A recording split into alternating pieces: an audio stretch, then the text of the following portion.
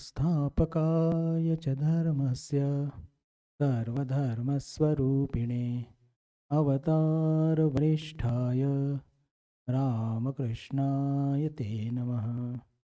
जननीं शारदां देवीं रामकृष्णं जगद्गुरुं पादपद्मे तयो श्रित्वा प्रणमामि मुहुर्मुहुः। नमः श्रीयतिराजाय विवेकानन्दसूरये सच्चित्सुखस्वरूपाय स्वामिने तापहारिणे स्वामिने तापहारिणे।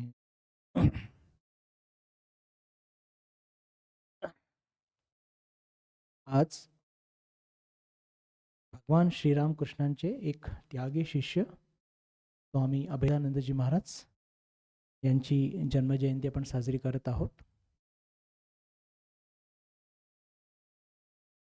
महापुरुषांची जन्मजयंती का साजरी केली जाते, तर त्यातून आपल्याला हे लक्षात येतं की प्रत्येक महापुरुष, विशेष करून रामकृष्ण संघाचे, मग कदाचित ते त्यागी असोत किंवा गृहस्थ असोत, त्यांना भगवान श्रीरामकृष्णांचा संग लाभलेला आहे। त्यांचं चरित्र कसं होतं एक, आणि त्यांना भगवान श्रीरामकृष्णांनी कसं घडवलं, या दोन गोष्टी आपल्याला त्यांच्याकडून, म्हणजे त्यांच्या चरित्रातून हे आपल्याला शिकायला मिळत असतं। आणि ते शिकून आपण सुद्धा आपलं आध्यात्मिक जीवन हे समृद्ध केलं पाहिजे। कारण की आध्यात्मिक जीवन हे इतकं एक लांब किंवा सुदीर्घ असं म्हटलं तरी चालेल। आणि मग मधून आपल्याला थोडीशी एक निराशा येते की अरे आपलं कसं होणार, किंवा आपल्यावरती ठाकूर कृपा करतील, आपण धीर आपला सुटून जातो। तर तेव्हा अशा प्रकारे जेव्हा या महापुरुषांचे चरित्र आपण वाचतो, तर कुठेतरी आपल्याला पुन्हा प्रेरणा मिळते आणि पुन्हा आपण आपल्या जीवनाचा जो मुख्य उद्दिष्ट आहे त्याच्याकडे आपण नव्या जोमाने तो प्रवास सुरू करतो। आणि प्रत्येक महापुरुष, मी पुन्हा सांगतोय की महापुरुष म्हटल्यानंतर फक्त त्यांची त्यागी शिष्यच नव्हे, तर गृहस्थ भक्त सुद्धा भगवान श्रीरामकृष्णांचे, रामकृष्ण संघाचे हे तितकेच वीर होते। आणि भगवान श्रीरामकृष्णांच्याच कृपेनं त्यांच्या जीवनात सुद्धा त्यांनी याच जीवनाचं, या जन्मातच सोनं केलं। स्वामी अभेदानंदजी महाराज, त्यांचं पूर्वाश्रमीचं नाव कालीप्रसाद चंद्र, जन्म झाला 2 ऑक्टोबर 1866 कलकत्त्याला। वडिलांचं नाव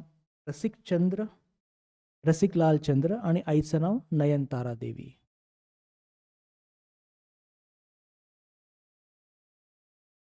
पण काली महाराजांच्या जीवनाचं वैशिष्ट्य जर आपल्याला बघायचं असेल, आणि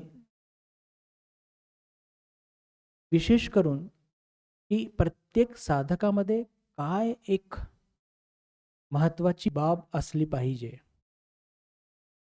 त्याची जर थोडी आपण चिंतन जर केलं या गोष्टीचं, तर एक गोष्ट बिलकुल कटाक्षाने लक्षात येते की या प्रवासामध्ये आपल्याकडून बऱ्याच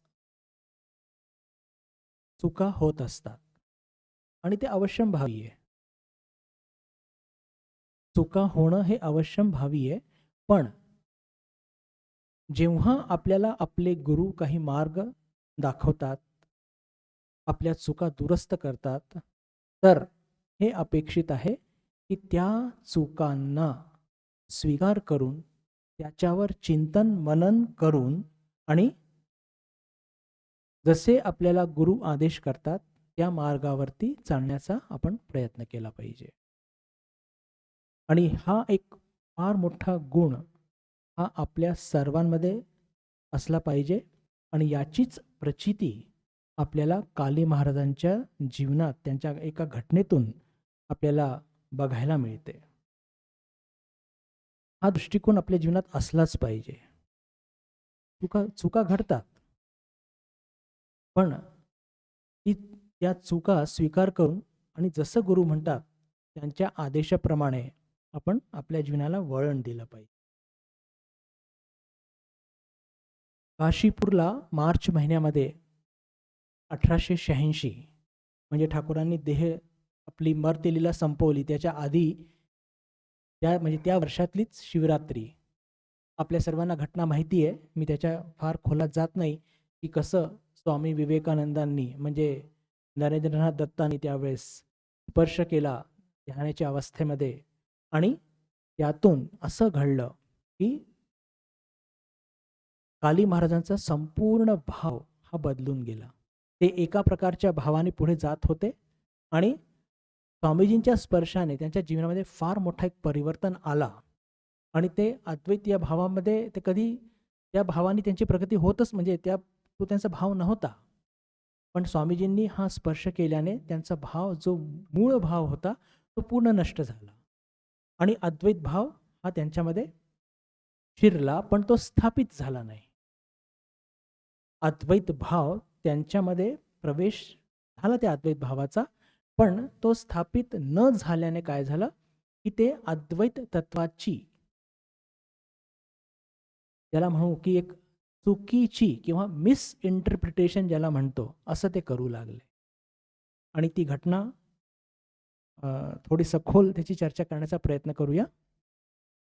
सिद्धांत लक्षात ठेवा की चुका आपल्या सर्वांकडनं होतात, पण आपल्या चुका स्वीकार करून गुरूंच्या आदेशाप्रमाणे जर आपण या मार्गावरती मार्गक्रमण केला तर आपली प्रगती ही निश्चित आहे.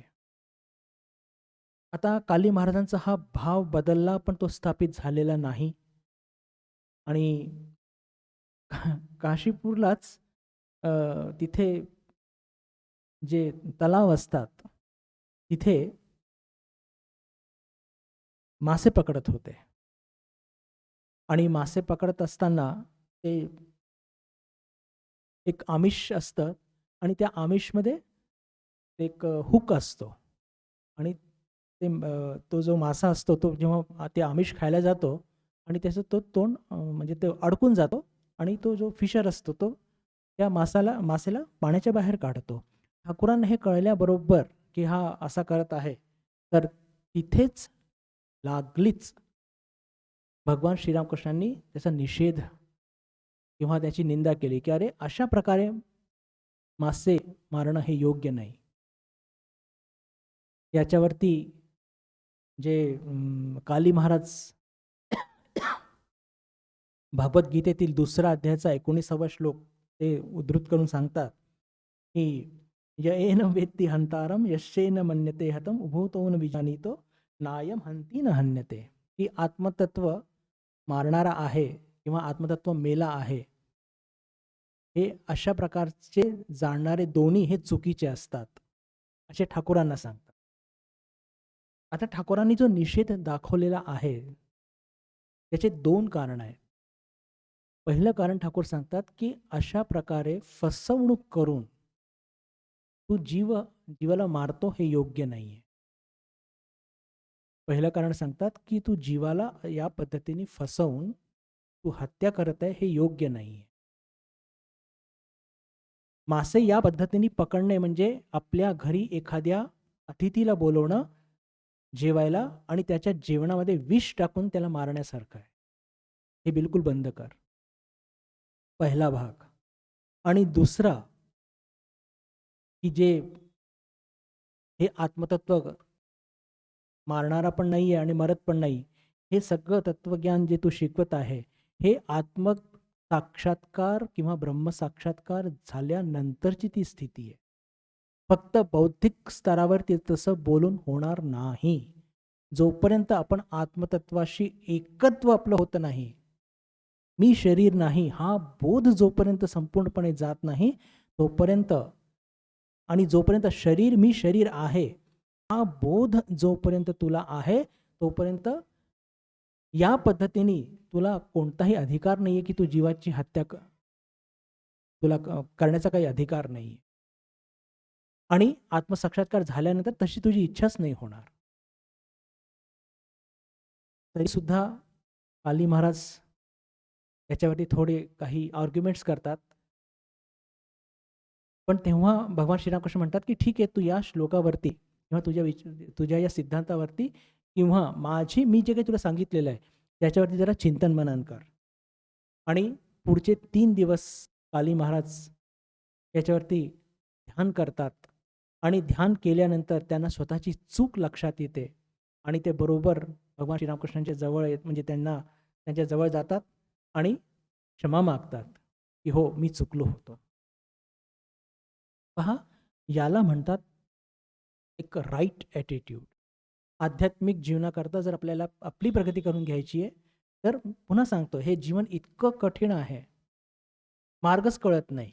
एखाद्या फार मोठ्या जंगलामध्ये अमावास्येची रात्र आहे, आपण रस्ता हरवून बसलेलो आहोत आणि आपल्याला रस्ता शोधायचा आहे, अशी गत आहे आपली. तर अशा वेळेस गुरूंच्या शरण जाणं हेच श्रेयस्कर असतं. तेव्हाचीच अजून एक घटना,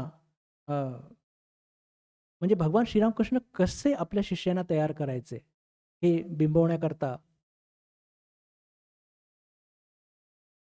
जेव्हा स्वामीजींनी त्यांना स्पर्श केला होता आणि स्पर्श केल्यानंतर त्यांचा भाव बदलला, पण तो स्थापित झालेला नव्हता. आणि मग त्या अर्धवट अवस्थेमध्ये प्रत्येकाला ते अद्वैत तत्वाचं ज्ञान द्यायचे, प्रत्येकाला.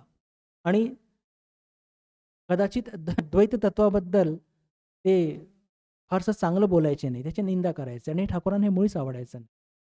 ठाकूरांनी पुन्हा त्याला तेव्हा सांगितलं, की अरे, जोपर्यंत तू या भावात स्थिर होत नाही आणि कोणत्याही भावाची निंदा करणं हे योग्य नाही. तिथेच फार सुंदर एक वाक्य ठाकूरांच्या मुखातून निघतं, की पहा, की तू माझ्या विचाराला तू नकारू शकतो, पण माझ्या अनुभवाला तू नकारू शकत नाही. काय महत्वाची गोष्ट आहे बघा, की तू माझ्या विचारांना नकारू शकतो, पण माझे जे अनुभव आहेत त्याला तू नकारू शकत नाही. आणि असं म्हणून तेव्हा तर ठाकूर शांत बसतात. पण दुसऱ्या दिवशी असं होतं, की जेव्हा काली महाराज त्यांच्या जवळ असतात, तर अचानक ठाकूर त्याच्याशी काही गप्पा म्हणजे बोलत असताना असे खूप कळवळून उठतात आणि म्हणतात, की अरे, तो समोरचा जो मनुष्य आहे तो लॉनमध्ये कसा पाय रोवून चालत आहे या गवतावरती, त्याला सांग की तसं करू नको, मला खूप त्रास होतोय.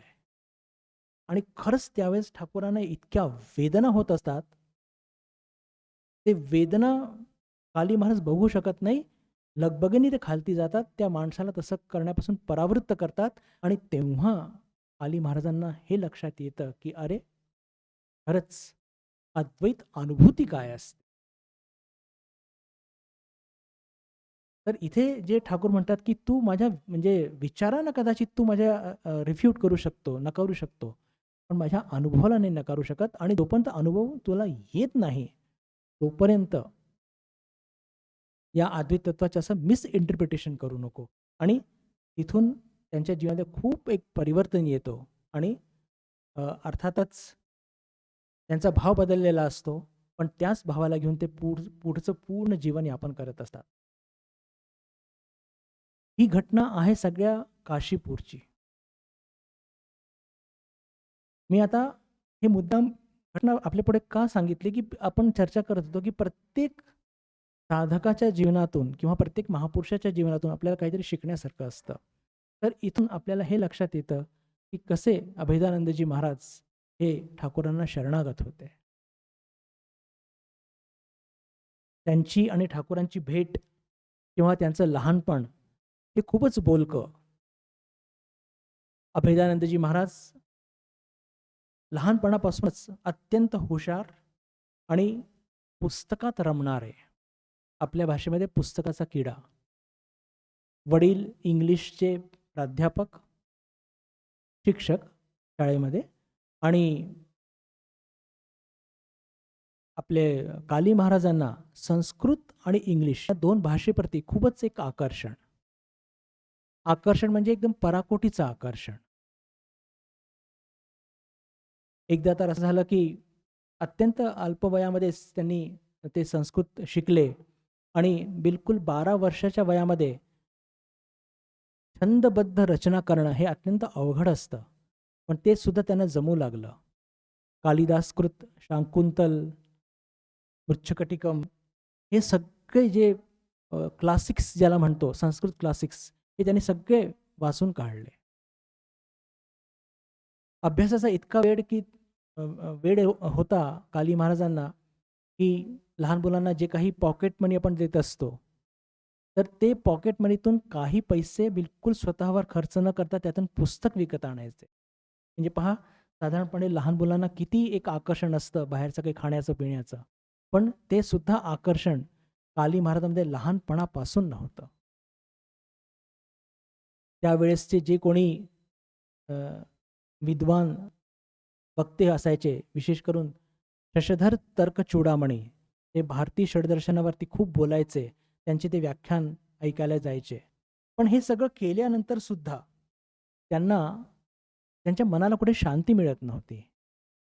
शांती मिळणार कशी? जोपर्यंत आत्मसाक्षात्कार घडत नाही आणि ज्या महापुरुषांना या सगळ्या जगाला काहीतरी एक मार्ग दाखवायचा आहे, ते फक्त पुस्तक वाचून, पोपटपंचीप्रमाणे काही बोलून असं तर काही कार्य घडत नसतं. त्यांच्या लहानपणाची एक अजून म्हणजे त्यांचं वैशिष्ट्य जे मला सांगावसं वाटतं, की ते फार सुंदर चित्र आखू शकत होते. त्यांचे जे पेंटिंगचे शिक्षक होते, ते नेहमी त्याला सांगायचे, की "तू या सगळ्या तत्त्वज्ञानाच्या नादात लागू नकोस. तू माझ्याकडे येत जा, मी तुला खूप चांगला एक चित्रकार बनवतो." तेव्हा जेव्हा या गोष्टी सारख्या-सारख्या त्यांच्या कानावरती ते शिक्षक सांगू लागले, तर मोठं छान उत्तर दिलं. काली महाराजांनी ते म्हणू लागले, की "पहा, चित्रकारी ही नेहमी वरच्या वरची गोष्टच एक्सप्लेन करू शकते. पण तत्वज्ञान, फिलॉसॉफी एक अशी गोष्ट आहे, की प्रत्येक गोष्टीच्या ते आतमध्ये जाते आणि त्या तत्वाच्या आतमध्ये काय आहे, हे आपल्याला सांगत असते. म्हणून मी माझ्या जीवनात कधी चित्रकार नाही बनणार. मला तत्वज्ञानच आवडतं." आता पहा, या गोष्टी सगळ्या ज्या घडल्या आहे, हे बिलकुल 12 ते 15 वर्षाचे जेव्हा होते काली महाराज, तेव्हा त्यांच्या जीवनातल्या या गोष्टी घडलेल्या. अध्ययनाबद्दल अजून सांगायचं एक विशेष तर, की त्यांना योगसूत्र अभ्यास करायची जेव्हा त्यांची इच्छा झाली, ते गेले शशधर तर्कचूडामणींकडे. आता ते इतके मोठे विद्वान, ते कशाला त्यांना वेळ देतील एवढ्या छोट्या मुलाकरता. त्यांनी म्हटलं, की एक वेदांत वागीश नावाचे एक दुसरे एक पंडित आहेत, त्यांच्याकडे तू जा, माझं नाव घे, ते तुला शिकवतील. ते सुद्धा फार मोठे पंडित होते. त्यांनी सुद्धा सांगितलं, की मला वेळ नाहीये, पण तुझी ही स्पृहा बघून मला असं वाटतं, की तू जर माझ्याकडे सकाळच्या वेळेस, ते पश्चिम बंगालमध्ये एक पद्धत आहे, अजूनही आहे. अंघोळीच्या आधी ते लोकं तेल लावूनच अंघोळ करतात. आणि जे लोकं सामर्थ्यवान असतात, ते मालिश करायला त्यांच्याकडे माणसं असतात. आणि ते 15-20 मिनिटं चांगली मॉलिश करून घेतात. त्यामुळे तो 15 मिनिटाचा माझ्याकडे वेळ असतो, की जेव्हा तो मॉलिश करण्यावाला माझ्याकडे येतो, तेव्हा जर तू आला आणि तुझे प्रश्न तू मांडले, तर त्याचं उत्तर मी तुला नक्की देईन. तर त्या 10 ते 15 मिनिटाच्या वेळेस काली महाराज जाऊन एक-एक सूत्र राजयोगाचा, पातंजली योगसूत्राचा त्यांच्या पुढे वाचायचे आणि ते त्यांची व्याख्या करायचे, की यातून लक्षात येतं, की काली महाराजांचं अध्ययन आणि अध्यापन याकडे त्यांचा किती जबरदस्त कल होता.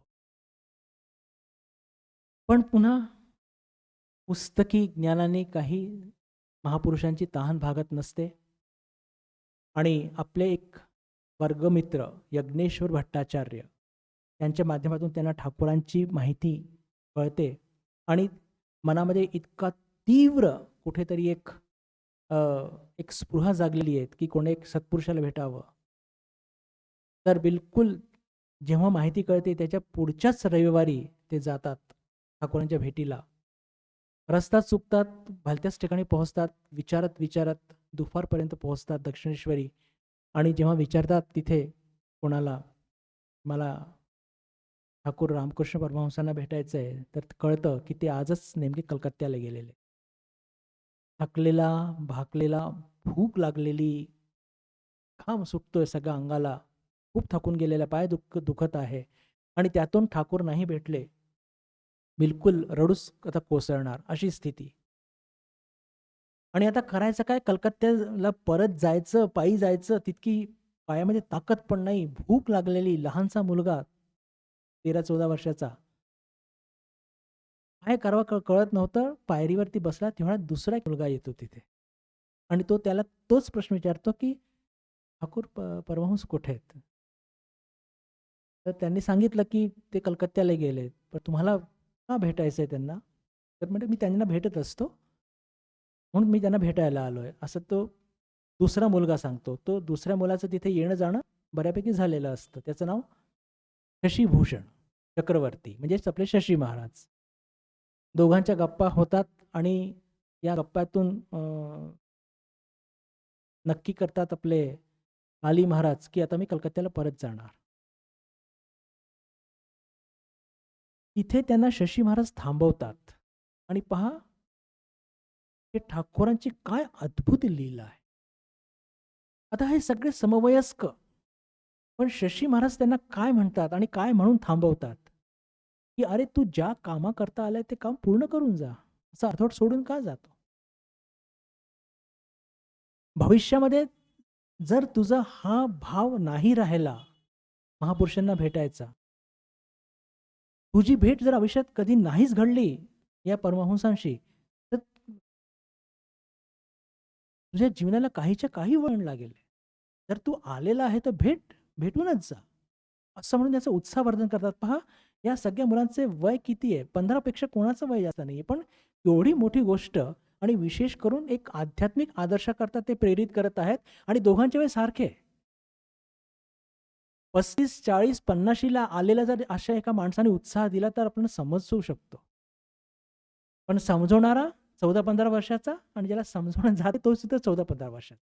की अरे पुन्हा तुझ्या जीवनात ही भेट घडून येईल की नाही कोणास ठाऊक. हताश का होतोय? पटतं. मग तिथेच त्यांना काहीतरी खाण्यात रामलाल दादा काही खायला देतात. ते परिसर बघतात, अंघोळ करतात. त्यांना जरा बरं वाटतं. आणि मग असं करता संध्याकाळची आरती वगैरे सुद्धा ते बघतात आणि जवळपास 8:30-9 वाजता भगवान श्रीरामकृष्ण कलकत्त्याहून परत येतात.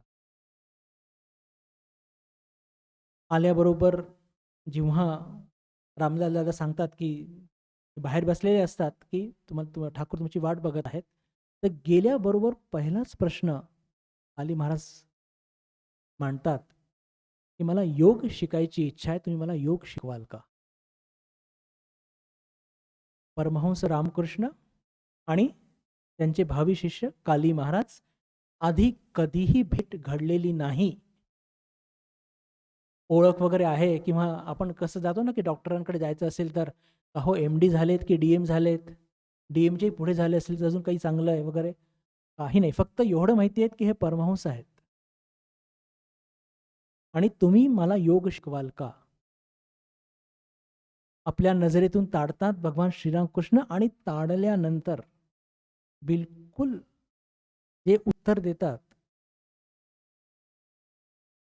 की "तू गतजन्माचा योगी आहे आणि तुझं थोडंच काही राहिलेलं आहे, म्हणून तुला हा जन्म घ्यावा लागला. मी तुला नक्की योग शिकवेन." इतर कदाचित त्यागी शिष्यांना नाव, गाव, आई-वडील थोडंफार तरी विचारलं. पण काली महाराजांना काही म्हणजे काही नाही विचारलं. फक्त दृष्टीतून त्यांना जे काही झालं आणि बहुतेक हात त्यांचा बघितला होता. त्यातूनच त्यांनी हे ओळखलं, की आला माझे सवंगडी आलेत आणि की "हो, मी तुला योग शिकवीन. तू सकाळी ये. तू गतजन्मीचा योगी आहे. तुझं थोडंच काही बाकी होय, म्हणून तुला जन्म घ्यावा लागला." रात्री काली महाराज तिथे झोपतात. सकाळी उठून स्नान करून निरोप देण्यात येतो रामलाल दादाकडून, की ठाकूर वाट बघत आहेत आणि त्या पहिल्या भेटीतच उत्तरेकडच्या वरांड्यामध्ये त्याला घेऊन जातात आणि त्याला जीभ बाहेर काढायला सांगतात आणि आपल्या उजव्या हाताने मधल्या करंगळीने बिलकुल इतकी वर्णनं आहे सखोल त्यांच्या जिभेवरती मंत्र लिहितात. पहिली भेट काहीही जास्त काही अ, परिचय नाही. पण त्या पहिल्या भेटीमध्येच ठाकूर त्यांना ते मंत्र देतात. बऱ्याच काही सूचना देतात आणि सांगतात, की यापुढे तुला जे काही दर्शन घडतील, त्या सगळ्या दर्शनाची मला तपशील सांगत जा. आपण लीला प्रसंगाच्या वर्गामध्ये चर्चा करत आहोत की तुमचं माझ्याबद्दल काय मत आहे या संदर्भात आपली अनेक चर्चा सुरू आहे. तर आता योगायोग असा आहे की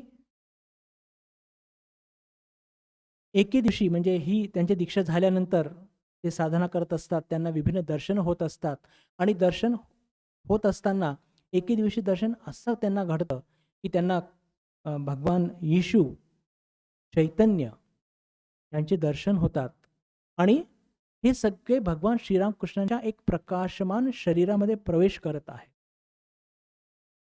असं दर्शन झाल्याबरोबर ते फार थोडेसे म्हणजे ज्याला म्हणतात की चमकतात आणि लागलीच त्या दिवशी जाऊन ठाकूरांना ते सांगतात आणि ठाकूरांना सांगितल्याबरोबर ठाकूर प्रसन्न होतात, पण सांगतात की तू आता निराकारचं राज्य सोडून तू क्षमा करा साकाराचं राज्य सोडून तू आता निराकारमध्ये तू प्रवेश केलेला आहे आणि यापुढे तुला आता कोणतेही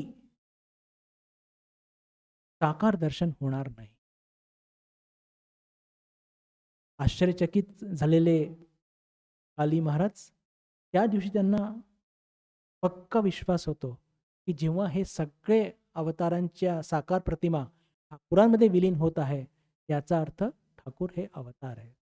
फक्त इथे प्रश्न विचारला गेलेला नाही की तुमचं माझ्याबद्दल काय मत, पण हे कन्क्लुजन आपल्यालाच काढावे लागतील की कशा कशा पद्धतीने ठाकूरांनी आपल्या शिष्यांची कशी त्यांच्याकडनं साधना करून घेतली आणि स्वतःचं अवतारत्व त्यांना समजावून त्यांना सुद्धा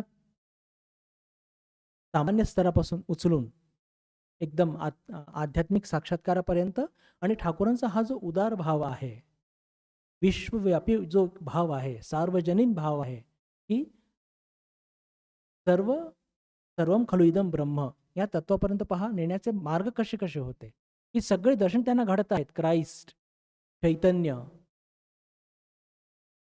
बुद्ध, पण हे सगळे दर्शन होऊन कुठे विलीन होत आहेत? ठाकूरांच्या प्रकाशमान शरीरामध्ये. जसं अघोरमणी देवींना झालं की तो बाल गोपाल ठाकूरांच्या शरीरातूनच निघत आहे आणि त्यांच्या शरीरामध्ये शिरत आहे. म्हणजेच काय, ते दाखवत आहे की तुझा इष्ट इथेच आहे.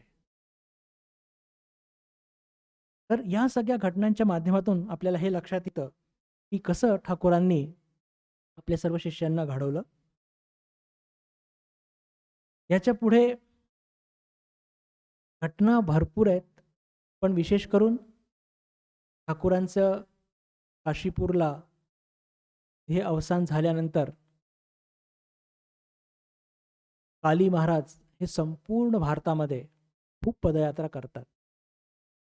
अनेक वेळा अनवाणी सुद्धा त्यांनी यात्रा केलेली आहे. त्याचे दुष्परिणाम असे झाले की जवळपास 4-4 महिने म्हणजे त्यांच्या पायाला अशा काही इजा झाल्या की त्यांना 4 महिने, कधी-कधी 3 महिने असे वराहनगर मठामध्ये त्यांना विश्रांती घ्यावी लागली.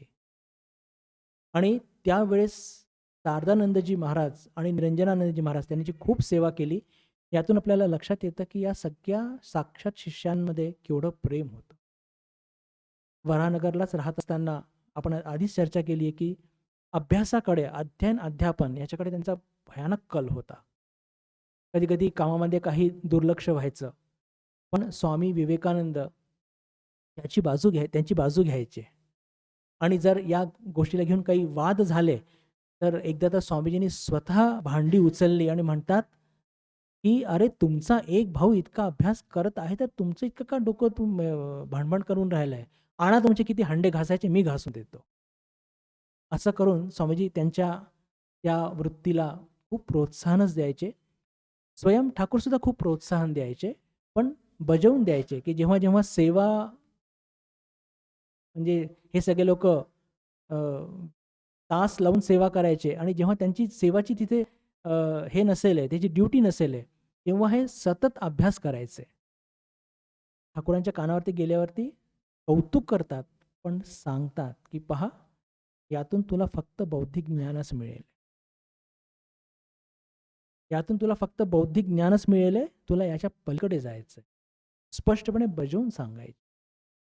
पण त्यांची ही अभ्यासू वृत्ती त्यांना जेव्हा ते परदेशात गेले आणि परदेशात गेल्यानंतर त्यांना विभिन्न स्कॉलर्स पुढे स्वामीजी सांगायचे, की या विषयावरती बोल, त्या विषयावरती बोल. तर खूप समर्पकपणे ते तत्त्व मांडायचे आणि त्यांचं पहिलंच जे व्याख्यान होतं, स्वामीजींनी सांगितलं त्यांना लंडनमध्ये द्यायला हिंदू धर्मावरती. तर त्यांनी पंचदशी या एका प्रकरण ग्रंथावरती वेदांताची भूमिका मांडली आणि स्वामीजी ते स्वतः त्या व्याख्यानाला उपस्थित होते आणि स्वामीजींनी इतकं कौतुक केलं आणि ते म्हणतात, की बस जे कार्य मला उभारायचं होतं, ते उभारलं गेलंय असं मला वाटतं. असं वाक्य त्यांनी सांगून अभेदानंद महाराजांचं कौतुक केलं. त्याच्यानंतर जवळपास 25 वर्ष सातत्याने अभेदानंदजी महाराज हे युरोप आणि अमेरिका, युरोपमध्ये विशेष करून इंग्लंडच, त्यांनी खूप प्रवास केला. म्हणजे तो अटलांटिक महासागर त्यांनी असं म्हणतात, की 7 वेळा त्यांनी फेऱ्या केलेल्या आहे. म्हणजे जेव्हा जेव्हा त्यांना इंग्लंडला बोलवायचे ते इकडे यायचे, पुन्हा जर त्यांना तिकडे बोलवलं तर ते तिकडे जायचे.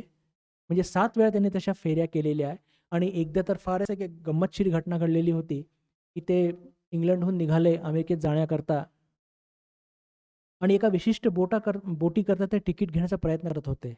पण काउंटरवर जायचे आणि जणू कोणी त्यांच्या कोणी कानावरती सांगायचं, की तिकीट घेऊ नकोस, तिकीट घेऊ नकोस. तर पहिल्यांदा त्यांना वाटलं, की काहीतरी हे माझ्या स्वतःचीच काहीतरी म्हणजे काही भूल होत आहे, काहीतरी चूक समजत आहे. पण दुसऱ्यांदा ते पुन्हा तसंच करायला गेले, तर पुन्हा एकदम एम्फेटिकली कोणीतरी सांगतंय, की तिकीट घेऊ नकोस, तिकीट घेऊ नकोस. असं दोनदा घडल्यानंतर त्यांना असं वाटलं, की काहीतरी आहे. आणि म्हणून त्यांनी तो आपला प्रवास म्हणजे ते तिकीट घेणं रहित करून ते आपल्या निवासस्थानी परत आले आणि आता पुन्हा काहीतरी प्लॅनिंग करायचं आणि कोणतरी नवीन बोटीचं तिकीट घ्यायचं असं ते विचारच करत होते. तर त्यांनी त्या दिवशी सकाळी पेपरमध्ये बातमी वाचली, की ज्या बोटीचं तिकीट ते घेणार होते, ती बोट बुडाली आणि त्यात जवळपास 1200 लोकं म्हणजे त्यावेळेस फर्स्ट वर्ल्ड वॉर सुरू होता आणि इंग्लंडचा तो जहाज जर्मनीने बुडवून टाकला होता या युद्धामध्ये. तर ठाकूर असे आपल्या शिष्यांचं रक्षण करत होते. यातून या घटनेतून हे लक्षात येतं.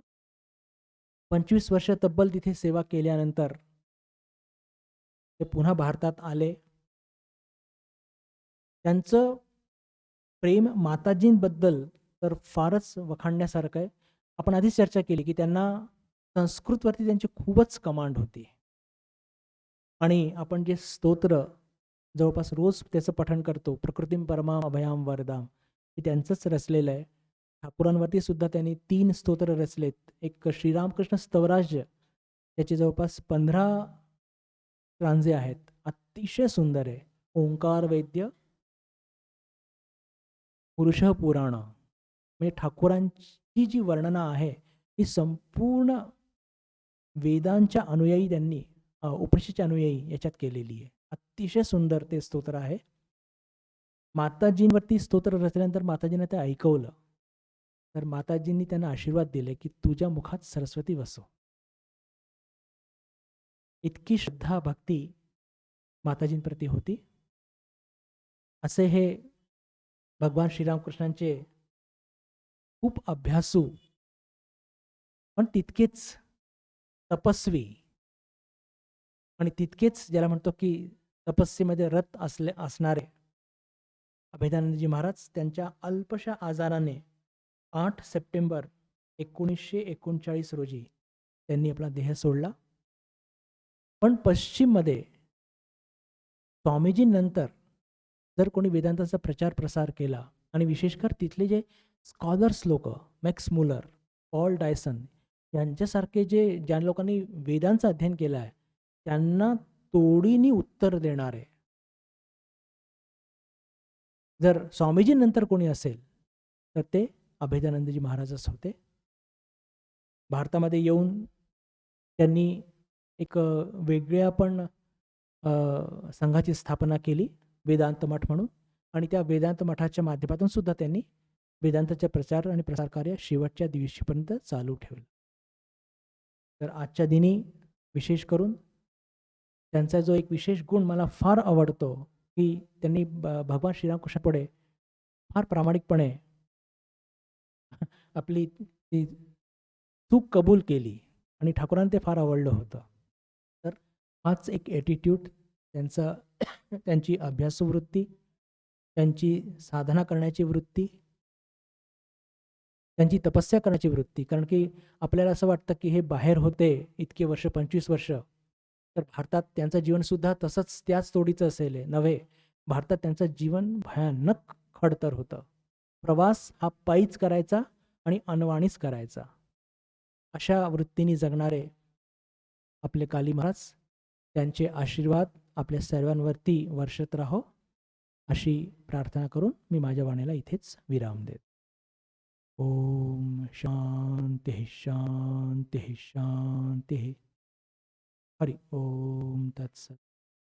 श्रीरामकृष्ण